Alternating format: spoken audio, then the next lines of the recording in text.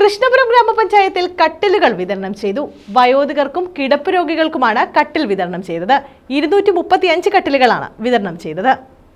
കൃഷ്ണപുരം ഗ്രാമപഞ്ചായത്തിലാണ് വാർഷിക പദ്ധതിയിൽ ഉൾപ്പെടുത്തി കട്ടിലുകൾ വിതരണം ചെയ്തത്. 8,50,000 രൂപയാണ് പദ്ധതിക്കായി നീക്കിവച്ചിരുന്നത്. 235 കട്ടിലുകൾ വയോധികർക്കും കിടപ്പ് രോഗികൾക്കുമായാണ് വിതരണം ചെയ്തത്. കൃഷ്ണപുരം ഗ്രാമപഞ്ചായത്ത് പ്രസിഡന്റ് ശ്രീഹരി കോട്ടിരത്ത് ഉദ്ഘാടനം ചെയ്തു. കൃഷ്ണപുരം പഞ്ചായത്തിന്റെ 17 വാർഡിലായിട്ട് നമ്മൾ 223 കട്ടിലുകളാണ് കൊടുക്കുന്നത്. ഇതിന് 8 ലക്ഷം രൂപയാണ് നമ്മൾ വാർഷിക പദ്ധതിയിൽ നീക്കിവച്ചിരിക്കുന്നത്. ഇത് ഇന്ന് 1 തൊട്ട് 6 വരെയും അതേപോലെ 10, 16, 17 വാർഡിൽ അന്ന് ഇവിടെ കൊടുക്കുന്നത്. നേരത്തെ ആദ്യഘട്ടമായിട്ട് 7, 8, 9 വാർഡിൽ കൊടുത്തു.